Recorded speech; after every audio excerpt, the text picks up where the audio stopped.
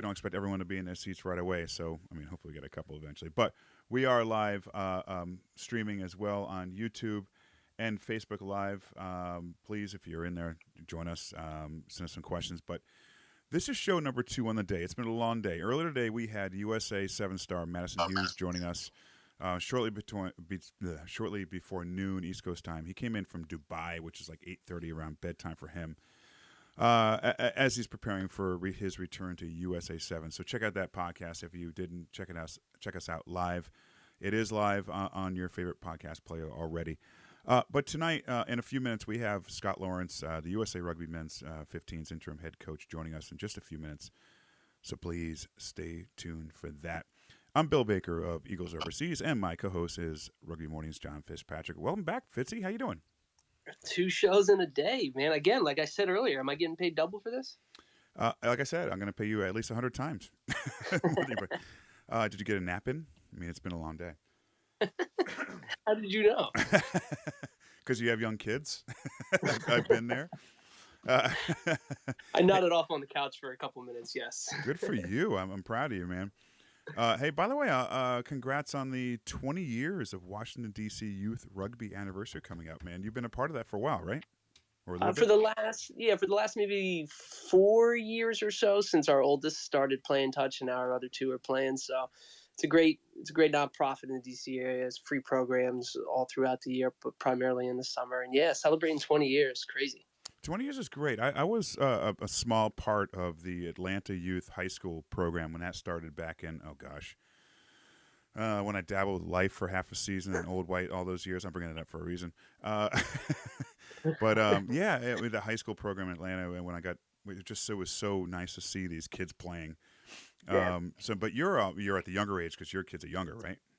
Yeah, they're 7, 5.5, and just turned 4. So it's fun. Just kids that age just having a ball in their hand and having fun. And it's like you don't explain the rules too much, but here's the ball run, and So it's a good time. Yeah, but that is earlier than you and I ever got to the game.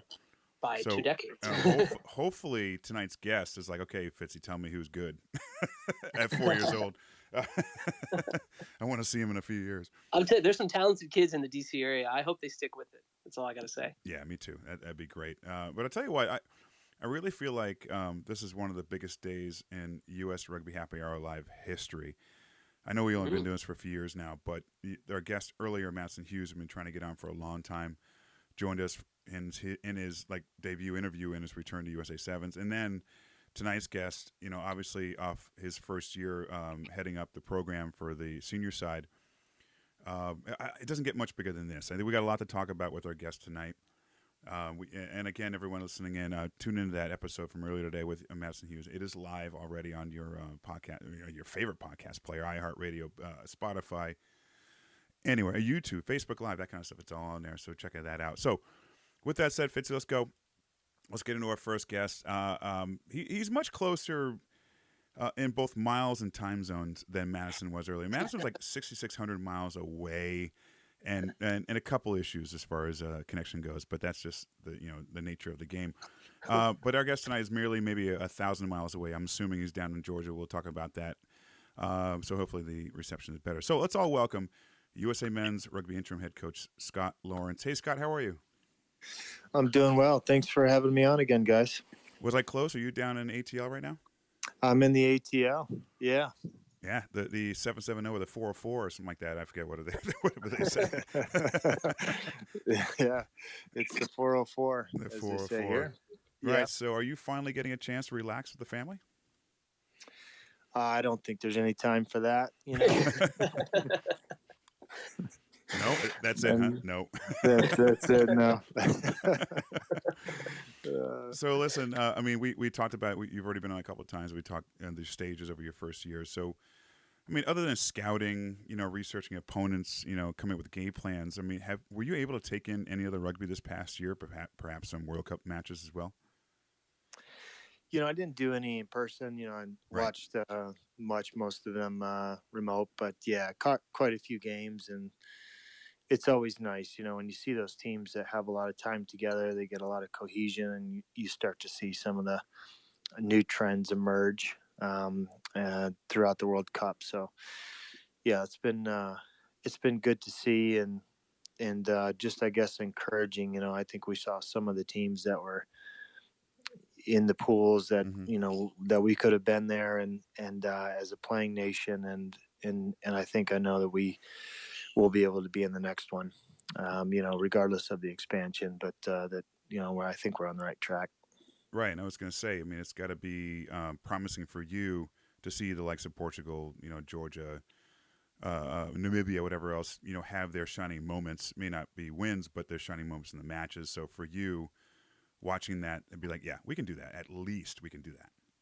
Yeah, yeah, I think so. I think if we look at the landscape and the things that are coming together for us here, it's only going to get better in the next couple of years. All right. So let's start off where we ended, or where you ended. Spain, La Via International Cup. You closed out the year with wins over Brazil and Spain. That had to feel good. Is that exactly how you hoped it would end?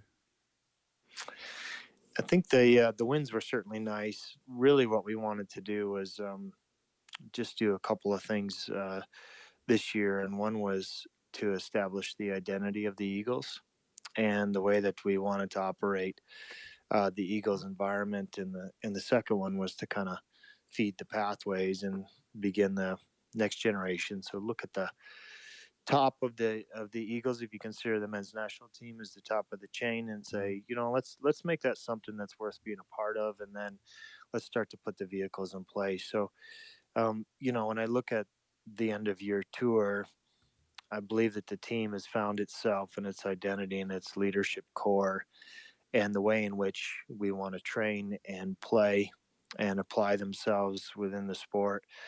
And then when you look at the Dom Bisags or the potential of a Stefan Krimp from the 20s coming through into the senior Eagles towards the end of the year, you start to go, okay, maybe we're making some progress towards those two things this year. Scott, we had Nate Osberger on the show while he was in Spain, and he emphasized how winning is contagious, and how important it was for the group to end this season not only with the win but even a 2-game winning streak. So, would you agree with that assessment on how important it is that the winning is contagious for the group?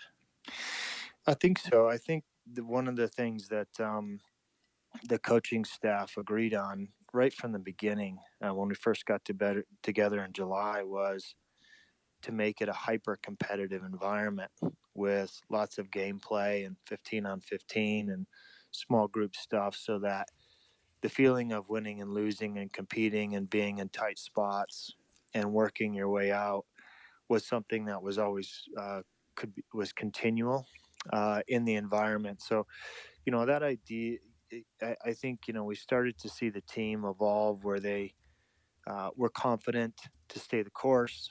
They knew they could win. They knew how to win in tight spots where maybe the team hadn't been able to do that in the past, in the last kind of 20 minutes. So, they got to celebrate wins all throughout the week. It was actually quite fun when you have guys like Nate Osberger around, or just positive energy and just Mm-hmm. bring that celebration of little practice wins, every day. And then I think it carried over into the games. It feels good for the players to win. I think they need to feel that, and then needs to get the buy-in. Um, for me, I would have been satisfied with the performances we had, regardless of the result. Mm-hmm. Yeah, and speaking of Nate and some calling out some of the individual performances here, Nate seems to be getting better with age, maybe even a position change. But then you have guys like Joe Mano on the other wing, young and impressive in his debut. Luke White, he played impressive at 8. Man, he had some really good carries in those matches. What stood out for you from Joe and Luke in their performances in that 2-game winning streak so far?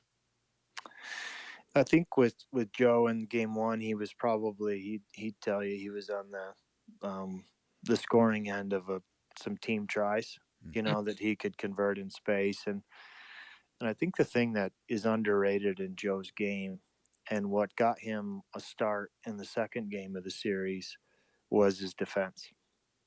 Mm. And if you have a instinctual wing who can play high wing defense and make good reads on the edge, it's a game changer.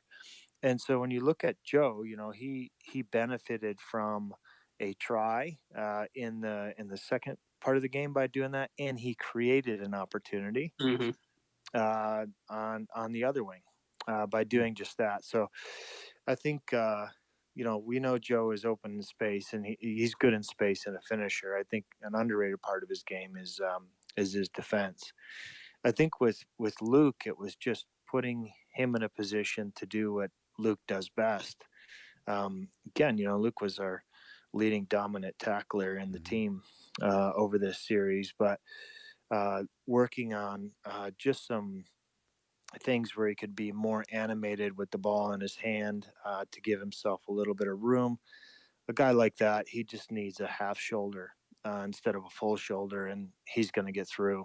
Hmm. And so those we saw some real growth in Luke's game, in just a little bit of that footwork and animation. And Scott, you talked about coaching staff earlier. Many of them playing and coaching other rugby nations. What was their take on our USA's rugby landscape, and are they handling it well? They're still learning, Yeah.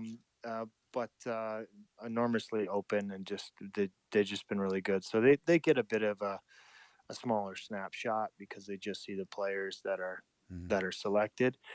We did a lot to try and connect them via video and coach calls and things like that with the MLR teams. But I think it's safe to say, Alama is now going to be on the ground Mm. here, and he's going to learn the landscape, and he's really excited to do that.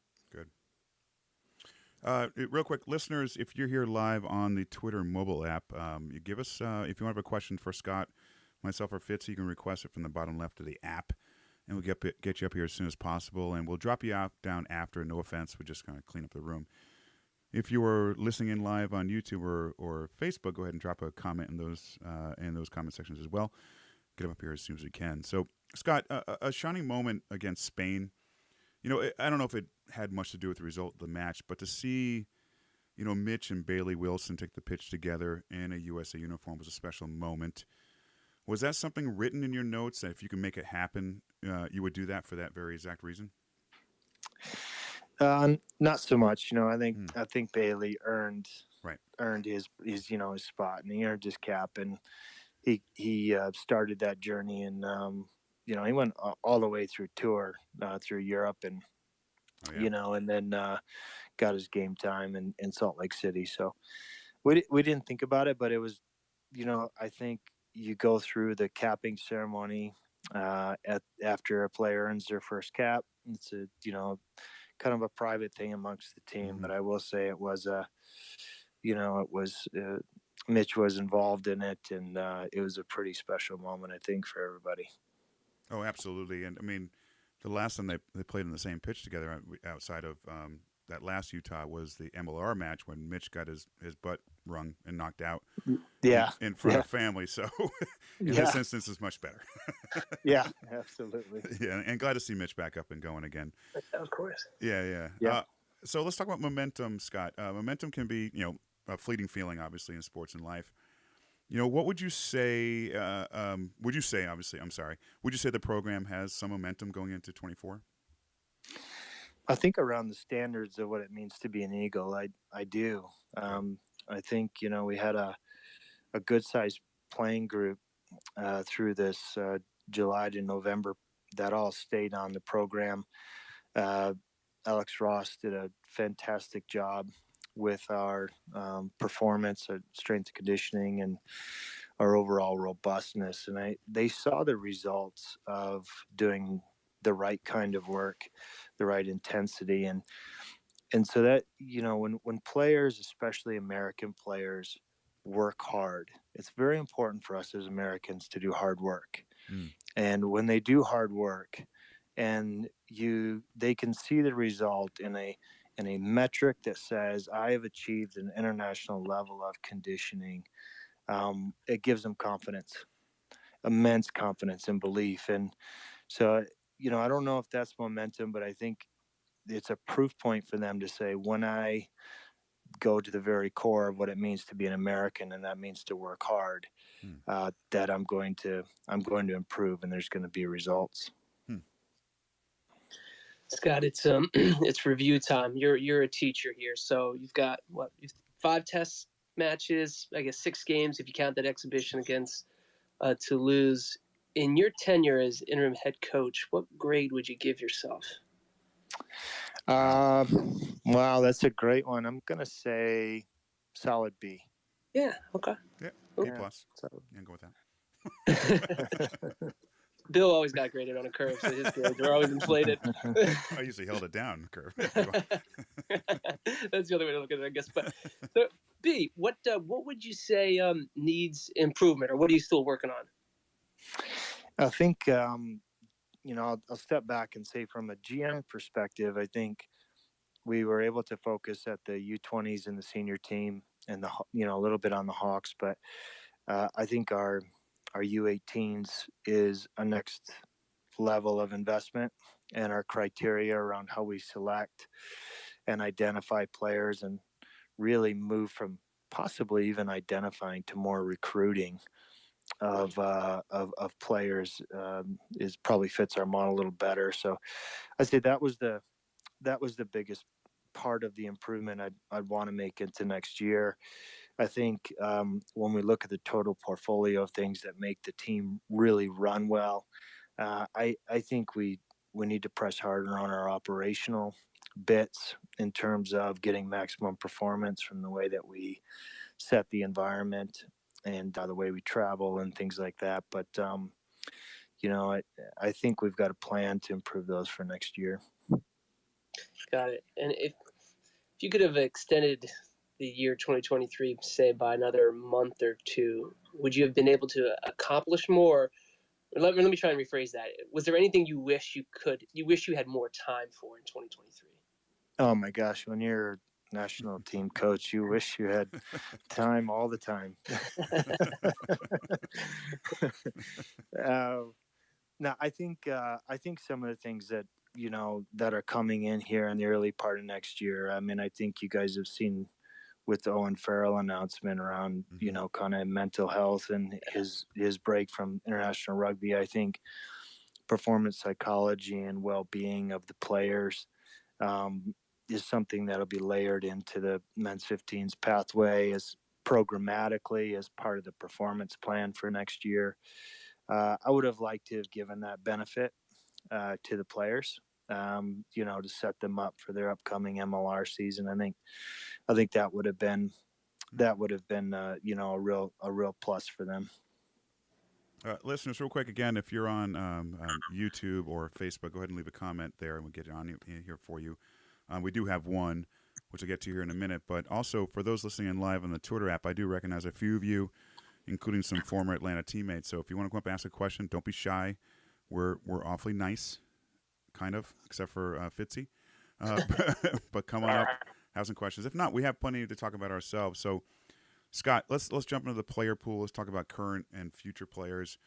I'm going to start with the locks right now. Nate Brickley retiring just recently, a really nice last couple matches for him. Savetta retiring a year ago. How are we looking at the second row as far as prospects? I mean, how deep does it go beyond the point of like Greg Peterson, Cam Dillon, and others? Well, I think if you look at kind of where we're looking, it's in that kind of lock 6, highly athletic back row going forward. So, when you look at Sam Gala, I think he's a nice prototype of what the way we see things going forward. I think we saw a lot of growth from CC Mahoney in this year and in the campaign. I think there's a number of kind of lock prospects that have been signed into the MLR this year. We're still pretty young but that's a bit of a wait and see to see if they come through in the next year or so. And then, looking at more player pathways, we talked about Joe Mano earlier. World Rugby shared a great story about him chronicling the journey he took, to the Warriors and then through men's Eagles program. It seemed like he was almost done on his dream at one point to play top flight. It seems Yeah. like there are others like Joe Mano, like as well, players out there in the U.S. trying to get discovered. Have you noticed many players like that? Yeah, I mean, I think the the other guy that's like that could have easily started in place of Joe was a really tough decision was Ina Futi. Oh yeah. In Seattle, if you'd listen to Ina's story, he'll tell you, he was almost forgotten there, Mm. in Seattle, and showed back up, and he's a wonderful talent. But I think there's always, even though we're not completely amateur anymore, I think the scouting networks and the identification domestically, even for professional teams and for the national governing body, I think we still got plenty of players that are slipping through the cracks. So it's incumbent on us to have a really solid athlete management. Um, there's software, there's a system for it, but really more the programmatic piece around how we track players and identify players and keep tabs on them. That's a major part of kind of 2024 initiatives. And then talking about the Hawks, USA Hawks, can you talk more about their program coming into the 2024 season? We'll see more matches. What's that going to look like? We're going to have between 9 and 10 matches. So I've got a tentative schedule that's been agreed, and I'm trying to work with our partners to get that signed off here in the next week. So the team will assemble January 6th in Charlotte. We wanted to do that ahead of the Major League Rugby preseason start because of the outcomes we want from the program. Is these guys needed an accelerator, a head start, so we wanted to get some extra preseason. By shifting the Hawks a little bit to the left of Major League Rugby, there's less overlap in the number of games that the players would be gone if they're gone from the MLR. So we hope that by going away a little bit early, having 4 full weeks ahead of time, and being able to get anywhere up to 9 to 10 games of appearances will, and then come in, and then it's, week 3 of Major League Rugby. We hope that puts them in a spot to get more minutes. Well, please do us a favor. Please get it live streamed, all those matches. We got to watch those matches. All right. I'll toss to you, Fitzy. I'll tell the right people. We'll have Bill post up with his iPhone and a Wi-Fi connection. Whatever it takes. There you go. I'd love to go back to Charlotte. Yes, let's go. Scott, looking ahead to the 2027 Rugby World Cup cycle, I guess fortunately or unfortunately, depending on how you look at it, we've had fans have had a year head start after not making the 23 World Cup to start thinking about the cycle for 2027. I guess in terms of, I guess the question was based around fans, but what can they anticipate? Will we see a balance of new players getting time and finding the core 23 for qualifiers, or is it more important to get kind of a core group playing together more than before, kind of lots of minutes together? Yeah, I think we're going to have a nice full test schedule next year. And we'll continue to do like we have now. You need a core group of players, some of which will be involved in 27 and some of which will not, that need to establish the learning and competitive environment for the other players that are being introduced into it. And so that's an important role, and a lot of these more senior players know that that's their role for the next couple of years. So I think we capped 15 new Eagles this year, and we will continue as long as they are getting minutes in Major League Rugby and performing well and show upside. We'll continue to introduce more players into the squad in the next year with the idea of by 2020 2025 and 2026, having a team that's, qualified and then go into 2027. Great, Scott. We've got an online listener question here, talking a little bit about some of the overseas players. Looks like Agent McGinty, he won't be able to return to Bristol till at least February. Recovering from a surgery where I think his hamstring ripped off his bone, which sounds extremely painful. Yeah. And then, of course, Ruben DeHaas recovering from his ACL surgery. Although it sounds like he had the same surgeon who fixed the ACL of Khaleesi, and then 4 or 5 months later, he was playing in the Rugby World Cup. So, Yeah. I guess the question there is like, what's the plan to bring them along? Is it to kind of slowly to make sure they're healthy and can contribute meaningfully? Yeah, I think so. I mean, our next really international window access to the players isn't until July of next year, so their return will be well in advance of that, and working with their clubs. And I expect them to have a few months under their belt as long as they stay healthy, for an opportunity to be selected next year. Nicely done. Okay, let's go to our first listener, Aaron. Aaron Castro, you're out there, man. How you doing? Can you hear me? I'm We. trying this on my computer for the first time. Oh, I'm glad it works that way. I didn't know that worked yet. Yeah. The last time I was around, it definitely didn't, so I was on my phone. Nope. But Scott, I know you're gonna hate me because we work together sometimes, but um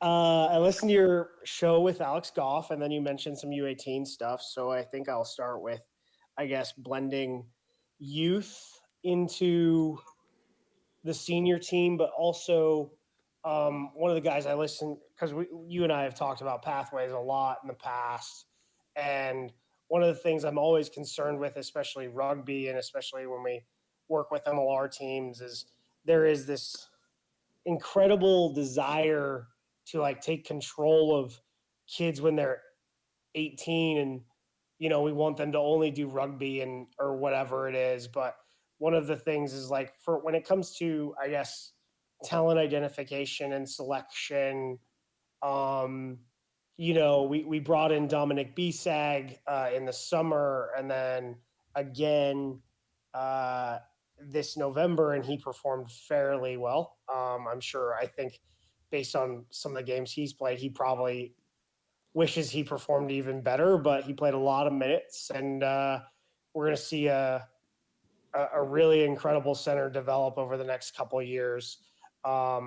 But for Jason, I guess the background here is Jason DeVos, who's the general secretary for Soccer Canada, did a deep dive years and years ago about why soccer can't, like both on the men and women's side, their performance deteriorated, even though that they had more high performance systems and more pathways than ever before.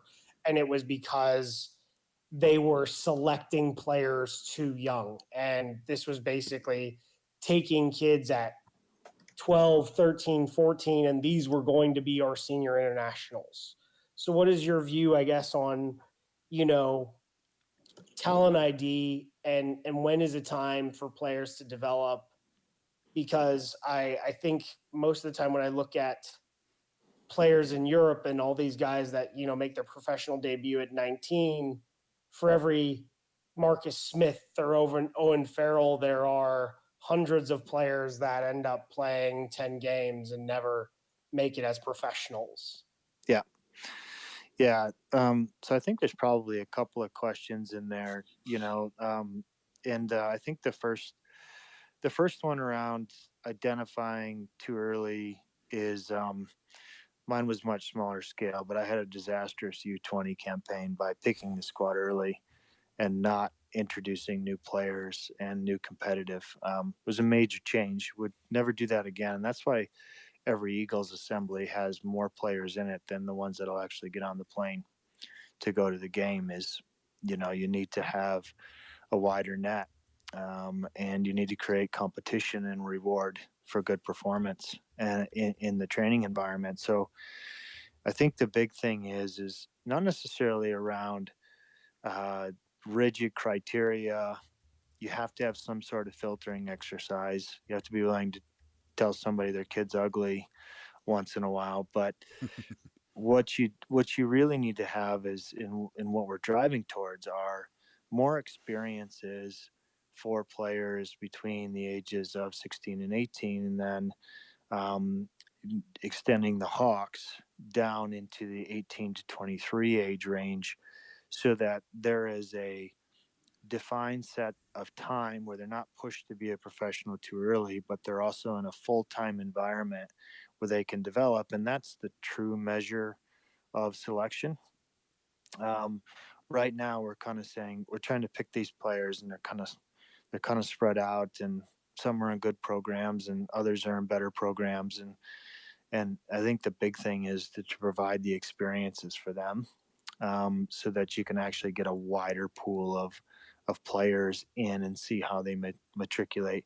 I think there's more things in the North American soccer landscape than just the selection too early. There's definitely the rigidity and that of the programming and things that led to some of the outcomes not being what they wanted there, and there's lessons to be learned. But I think that's the big thing there. Scott, do we have another 10 minutes or so from you? Do you have time for that? Sure. All right. All right, 2 hours. Great. So let's talk about more players. Now, we love your concept, not the concept, we love your idea about, the desire to play for USA, not just play for USA, but the honor of wearing the uniform, the USA logo on it. So when looking at overseas players, like let's just, for instance, Hawaiian prop Salanoa, who's in Ireland, USA qualified fly half, Hilsenbeck, who plays in France.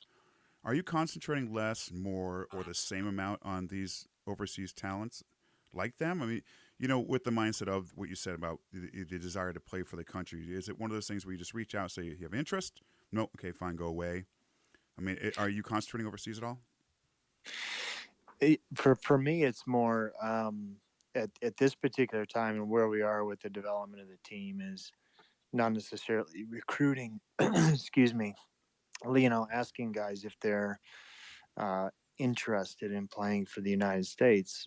Everybody who's been a part of the program has reached out to us Mm, so far, and I think that's an important first step. Um, to right now to being the identity eagle, and with the growth of our own professional league here and the number of opportunities for American players, that's where we need to be honest, because we have other options. So, yeah. um, I think that's the big thing is there's a desire to do it.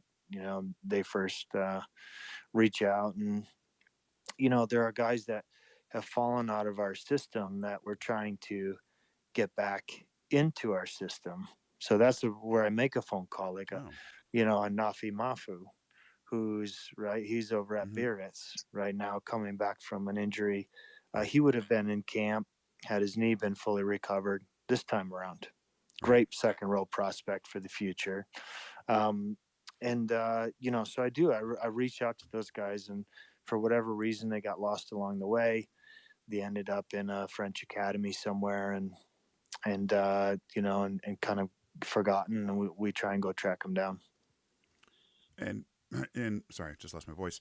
And speaking of these players overseas, I mean, I wouldn't bring him up because if he wasn't such a talent, but TJ Lamasatelli, I mean, do you have any comment about him not making himself available for USA?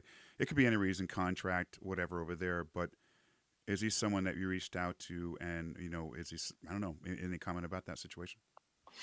I didn't reach out to TT because I think Gary went the extra mile in trying Mm, to get TT into the Eagles, and ultimately didn't get a response.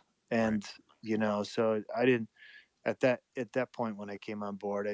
I just kind of looked at it and said, if anybody was going to be able to do it and should have done it, it should have happened before. And so I just kind of moved on from that. Yeah, like you said, it's the the want to wear the jersey, that kind of thing is important. So, all right, 2024, Scott. What's next? Other than a break for the holidays, obviously for you, or maybe you're not having that. But how are you beginning the 2024 calendar? Like the first couple months? The first thing will be is to finish up here in December, is to wrap up the year and then do a formal review of what we've done and kind of do that with the players. And then as we move into this next year, it's as the MLR teams are finalizing their rosters, just making sure that we have an accurate gauge and ongoing dialogue with the professional teams around where the American eligible players sit. And then we started to publish metrics to the playing base, the American playing base. Last year, they were quite simple metrics. And we feel like we have a set of kind of energy driven metrics that we'll be talking to MLR teams about, to players about, that go along with not only the number of minutes and appearances, but the quality of the minutes that they're producing from week to week.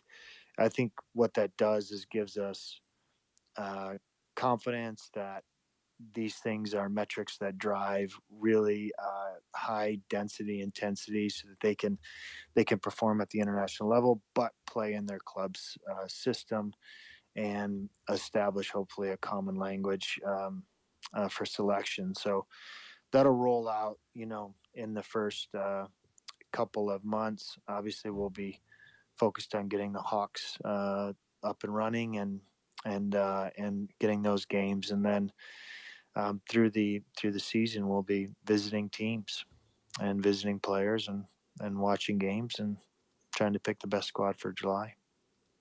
Yes, Scott, and as we look into 2024 more, fans, they care about games, right? And I'm checking my notes here. I could have this number wrong, but I'm reading potentially 13 games in 2024, including the rebranded Pacific Nations Cup, when the international window opens up. But I guess, can you share when the first test matches in 2024 will be? Yeah, it should be July 6th, and then the 13th will be the first two, and then we'll look at a third in that kind of July, August. I think one of the things that'll be coming out here, as we go with Pacific Nations Cup, is a new Reg 9 window, which is the release window for professional players to international rugby. Will be grouped into the Southern Hemisphere calendar, which means a big window, August and September. So I think we'll probably I don't think we'll get to 13. I think you'll see 3 in kind of the July window, 3 in November, that's 6, and then a potential of 5 through the PNC. It can be 4 or 5 depending on performance. So, Scott, one or two more questions for you. I want to touch on MLR with you really quick. Obviously, you have history with MLR. Any worry about the conflict with the July playoffs and the July international window, and how will that be handled? Sure, I think definitely. I wouldn't say a worry, but it is something we have to work through. It's inevitable. It's a professional league that's providing players professional opportunities and needs to be commercially viable. So there's reasons for the schedule change on the Major League Rugby side. On the international rugby side, what it means is between now and 1 week before July 6th, we won't see the players in camp.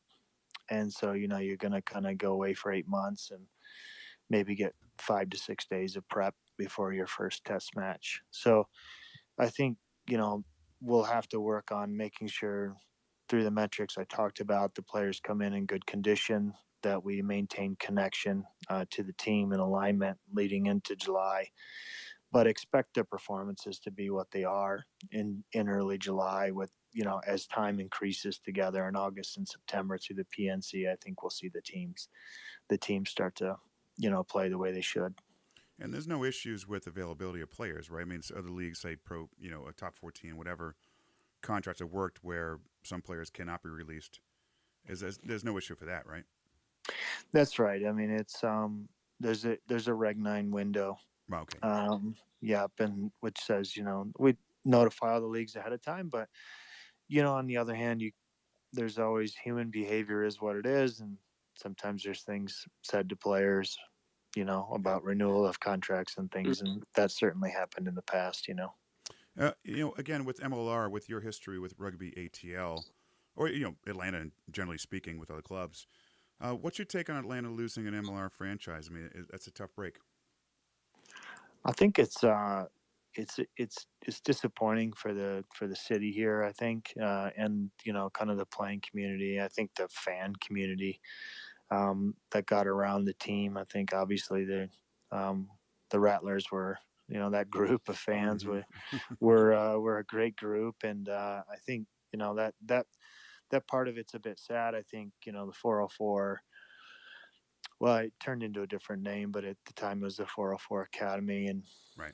what what we were doing there. I think I think that part will certainly be missed, but I think the thing that's really dawned on all of us is, with the passing of Marcus Calloway, and ultimately Right. what that meant for Atlanta, and then the passing of Bill Webb and what that meant for Toronto. And those are two men who are just absolutely the best human beings on the planet. You lose them, and there's a lot of other things that go with it. So um, it's disappointing, but it's even more disappointing, for Toronto, Right. and what's happened there. Yeah, I wish we had more time to talk about that. But Scott, I did one final question for you, and this is more just around the America's Rugby Championship. But I'm hearing rumors that potentially that's coming back, but more as a U23 level style competition. I don't think the ARC in its form. What I have seen is some potential for some kind of U23 competition with inside of what's called RAN. So Mm-hmm. and I think there's an opportunity for that. I think for us, the way we're approaching it is it's another opportunity for our U20s to play. We obviously have an ambition to go back to the Junior World Trophy again this year, and so time together starting in May will be critical, and I think it'll fall into that window. All right, Scott. Listen, man, that's all we have. All the time we have. I mean, if we had to say it all over again, we would strip the interim tag off your title because one, it's a mouthful when introducing you, and two, because you and really pretty much every USA fan believes you deserve it. So seriously, good luck in this next 2024, not just for the team alone, but for you as far as head coach. And we really do looking forward to talking to you again soon. All right. Thank you, guys. Thanks for having me on. All right. Thanks, man. Enjoy the holidays. You too. Thank you. Have a good night. Whew, Fitzy, that, man, I wish we had like 3 hours because there was a lot going on. We had more to talk about. He committed to 10 more, and you said 2 hours, so I thought we were all of it. And as soon as we say goodbye, he's like, boom, he's gone. He's not even on anymore. But I do want to say the Rugby Atlanta deal is tough. I mean, I have a personal connection to Atlanta and all that, and I know I'm looking at other major cities or rugby regions like New York, Boston, California area, all those. Atlanta, they do have a number of teams. There's a good handful of adult sides. College teams are growing. Kennesaw State has a program that really has picked up. So it was a bummer to look at those highlights and watch those games and see maybe 500 people in the stands. It's tough. I know DC wasn't much better, but I think they picked up as the years went on. Definitely. Yeah, so it's tough to see that team go. I think they're going to be in LA. We haven't seen a damn thing about it. Castro, you want to come back on? Yeah, come on, Castro, let's go. Oh, he's gone. Damn it. You got some comments on that? Anyway, with that said, guys, we're sorry about Toronto. We really it's tough to see Canada lose a program, a franchise. I think people out there asking Ryan Reynolds to jump in and buy a team. I don't know if that's going to work at all, but yeah, it's tough for MLR. But that was a good show. I think Scott had a lot of great things to say about the program, and a few things kind of surprised us about TT not reaching out to him, about the overseas players. Still reaching them as well. Anything else that caught your mind? Caught your brain? For me, I think the operative word is maybe two words: momentum and just maybe optimism. That's what I'm feeling. 2024. Oh, me too. Yeah. I'm very optimistic myself, and not just 24, but the next, the 27 cycle, getting into that World Cup. I'm really excited about it. Well, Bill, you've been drinking Scotch whiskey since we started, so I'm sure you're feeling good. I've been drinking Scotch whiskey since we ended with Madison Hughes at noon. All right. Before I start messing my words up, let's call it a night. Hey, everybody, thanks so much for tuning in. If you missed Madison Hughes, check it out on your favorite podcast player. It is live right now. If you missed most of today's show, it will be live by tomorrow afternoon, Thursday afternoon on your favorite podcast player. And also we will have videos on YouTube and Facebook if you want to listen to it that way. Again, thank you all for tuning in. Check us out next weekend. Thanks again. Have a great week.